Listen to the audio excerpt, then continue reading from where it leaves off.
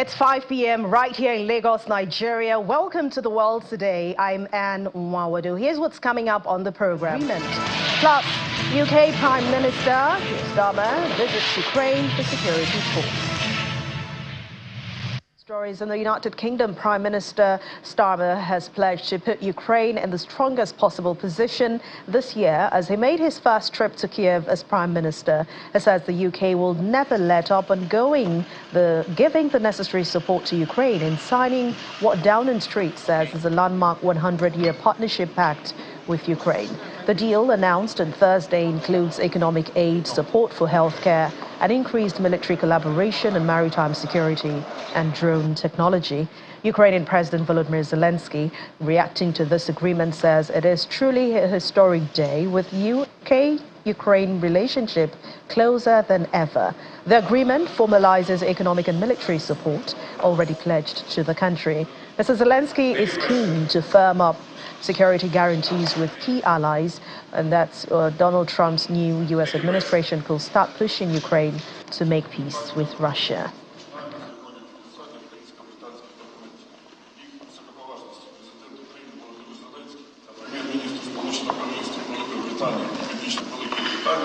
We must look at how this war could end, the practical ways to get a just and lasting peace.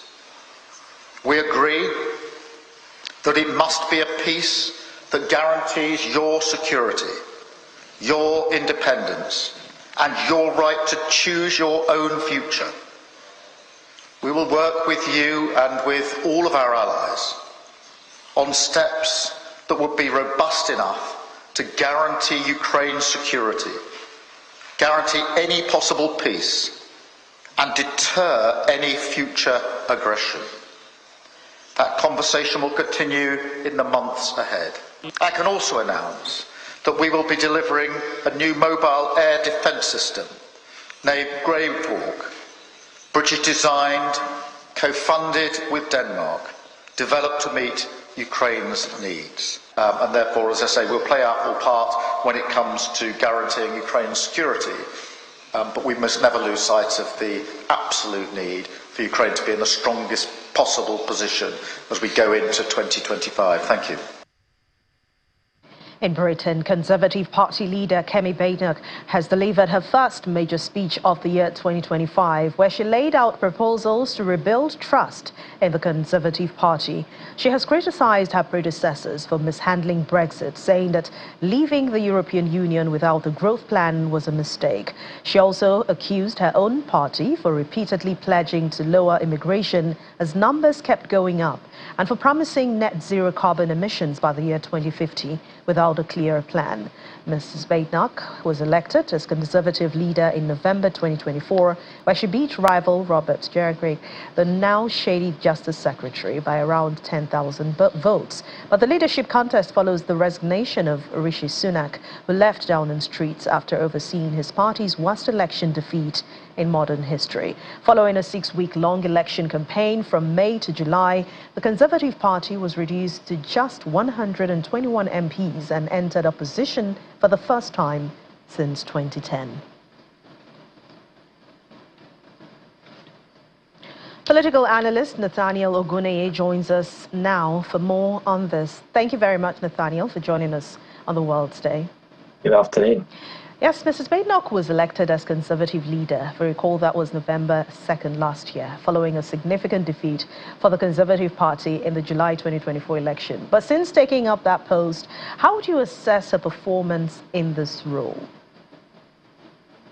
So I think Kemi's done very well. She's taken the Conservative Party from a significant deficit against Labour to actually being within 2 or 3 points. So if you look at the polls now, the lead that Labour have is now 2 or 3 points versus at the general election where they were significantly ahead. And that's, I think, because of the good efforts that she and her shadow cabinet have made in holding Labour to account, whether that's over standards and alleged corruption in government, whether that is over the past history of some of these current serving government ministers, or whether that's about Labour's plans for the economy. Kemi has been able to take the Conservative Party within 2 or 3 points, which actually, if you were sat in Conservative headquarters back in July last year, you would have thought was nigh on impossible. We've had 2 government ministers resign over allegations related to their conduct, the Transport Secretary and now the Financial Services and Anti-Corruption Minister. We've had Kemi land significant points about Labour's economic policy, raising taxes on businesses. So I think she's done quite well. All right, Nathaniel, we know that she's made her first major speech for this year, admitting that the last Conservative government made a mistake on Brexit. She also talked about the net zero environmental policies and, of course, immigration. How do you think the speech has been received? So I think it's gone down quite well. It's a speech that Kemi has been wanting to make for some time. If you look back at her leadership campaign, her statement was, "It's time to tell the truth." She opened her speech at a Conservative Party conference last year with those lines, and her campaign was based on principles. It was based on truth, it was based on honesty, it was based on politicians delivering what they say they have to. And so this speech she's been wanting to make for quite some time, and she's finally gotten around to it. She's wanted to tell the truth about the state of the economy. She's wanted to tell the truth about the mistakes that the last government made in the areas that you've talked about, but she always wants to tell the truth on the problems that the British country now faces. So I've talked a bit about the economy, I've talked about Labour raising taxes, but these are the problems that we face today. The next phase, I think, for Kemi is moving towards action. So it was about diagnosing the mistakes of the past. It was then about realising the problems we face now and then moving to action. How can we solve those? We've also heard from Labour Party Chairwoman Ellie Reeves accusing the Tory leader of doing the exact opposite. I mean, when we talk about doing the exact opposite in the infighting, what impact could this speech have on the Conservative Party's standing on opinion polls?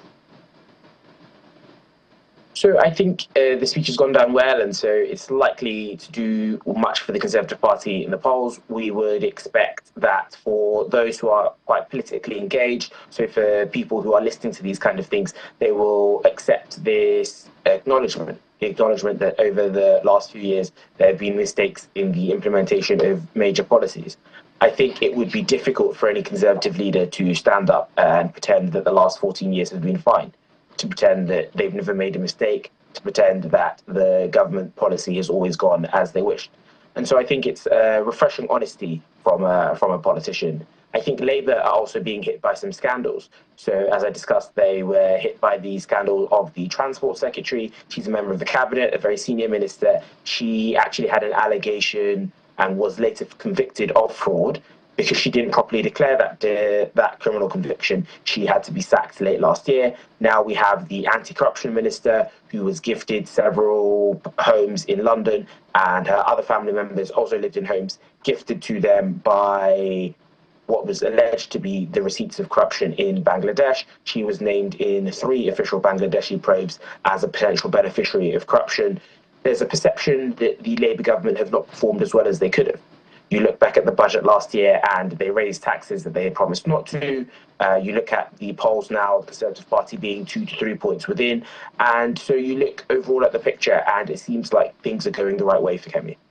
Business groups have also criticized the Labour Party's government and their budget over tax rises. Now, will this provide a boost for Kate Baynock and the Conservatives? So I think the criticism that the Labour government have faced over their economic handling is yet to provide the boost that the Conservative Party would like. In part, that's because the Labour government have managed to spin the idea, or they've managed to tell the public that they are fixing the issues caused by the last government, as opposed to making errors of their own. As time goes on, they won't be able to use that line. So as time goes on, as they will have been in power for longer, people will begin to ask, where are your results? Instead of blaming the last government and saying that these are consequences of their actions, people will begin to ask you for your results. And it's telling when you look at what the external bodies are saying. So when we look at, for instance, S&P Global, they do a business survey every month or so, and they ask business leaders, 1 in 4 of the business leaders that they asked have cut jobs. That's 1 in 4 business leaders saying that they've cut jobs due to the tax rises that Labour put in place last November. Equally, the British Chambers of Commerce, an influential business group, have said that the majority of businesses will be raising their prices. So you look at an economy where people are cutting jobs and raising prices, that's not very popular. And so I think in due course, Kemi will benefit. All right. Thank you very much, political analyst Nathaniel Oguniyi. Thank you for your time on The World today. To other stories, South Korea's Constitutional Court has held the second oral arguments hearing in the trial of President Yoon Suk Yeol's impeachment over December 2024's martial law declaration. Mr. Yoon, the first sitting South Korean president to be arrested, was taken to Seoul Detention Center on Wednesday evening, and that's after refusing to cooperate with the Corruption Investigation Office for high-ranking officials, which is probing his short-lived martial law decree. The court adjourned the opening session of that impeachment trial within minutes on Tuesday, January the 14th, and that's after the embattled leader did not attend the court. The Constitutional Court must now decide within 180 days whether to remove Mr. Yoon from office or restore his presidential powers. Welcome back. Pressure is mounting over the stability of South Africa's government of national unity as tensions between the African National Congress, the ANC, and the Democratic Alliance continues to rise.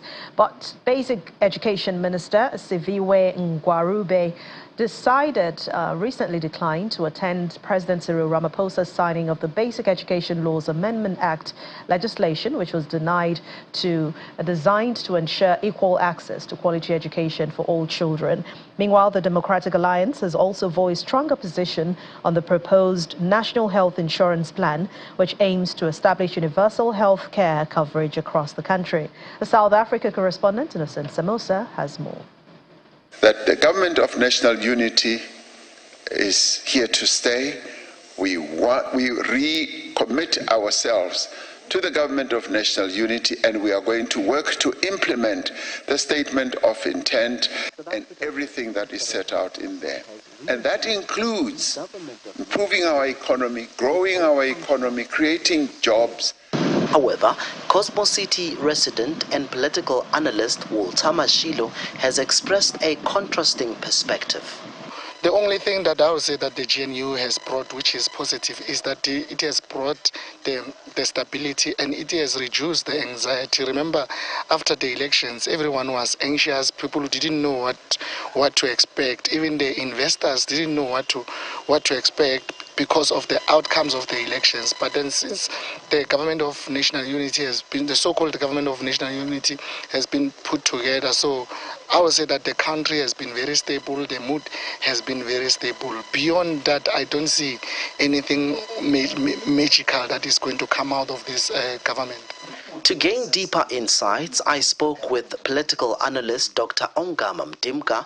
I began by asking him to evaluate the performance of the GNU so far. The government of national unity in South Africa can be said to have had a rocky but stable start.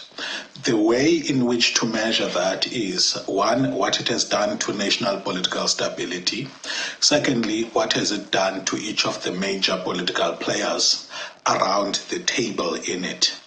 I am of the view that both measured from a national stability point of view to also the internal stability of the parties, the general feeling is that we are on a more secure path. Dr. Mdimka believes the establishment of the GNU marks a significant and lasting shift in South Africa's political landscape, emphasizing that now is the time for collaborative politics to take center stage. Unlike in 1994, though, it's not going to only take an elite settlement in order to get South Africa on a more stable trajectory that can yield growth. We need to have both of these major arch rivals in the GNU, along with all the other ones who are very important, to agree that it's time for collaborative politics in South Africa. There's a broad agreement among party leaders that the government of national unity has made a promising start, with everyone playing a constructive role. However, it seems the true impact of the GNU is yet to be felt by ordinary citizens. From Johannesburg, South Africa, Innocent Samosa, Channels Television News. Let's head to Kenya now, where the University of Nairobi's main campus was on fire, causing huge damage to a section of the famous Mahatma Gandhi's wing, an iconic building in the university, which is located near the old administration building. While it is believed to have started on the second floor, before spreading to other areas. The fire was thought to have been contained late on Wednesday, only to restart this morning. No injuries were recorded, but property worth millions, unknown value actually, was reduced to ashes. To Zimbabwe now, there is a bill lingering to prolong President Emmerson Mnangagwa's current mandate. That bill, which could be tabled before Parliament in a matter of days, has already won the opposition's backing, with an opposition leader going as far to say that he will not block the debate when officially presented by the government. These changes, if adopted, will delay elections until the year 2030. President Mnangagwa's current mandate expires in 2028. Zimbabwe's constitution limits the presidential office to 2 5-year terms, and Mr. Mnangagwa is serving his second and final term.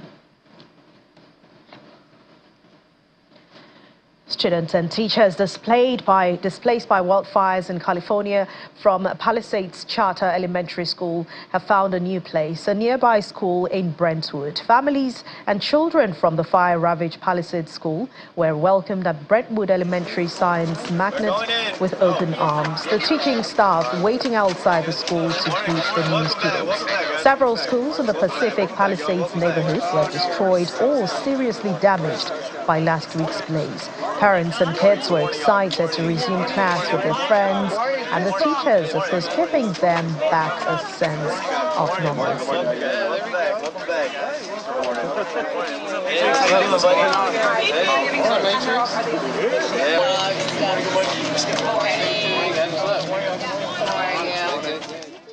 Finally, on the world today, the streets of Pakistan. Well, if you go there, then you will meet Salim Baga. He's a Pakistani dessert and ice cream vendor who was caught the imagination in Shawal City due to his resemblance to U.S. President-elect Donald Trump. Well, Mr. Baga sings to attract attention from locals and from customers to buy his puddings. Many have used this opportunity to take selfies with him. It all started around 3 years ago after a journalist found him telling him that he looked like Donald Trump. The street vendor said he prayed for Donald Trump's win and he hoped to meet the U.S. president-elect one day. Baga's growing popularity has now helped his business to flourish. He says that he's known across the nation, claiming that people from all over Pakistan have come to visit him and take photos and videos with him.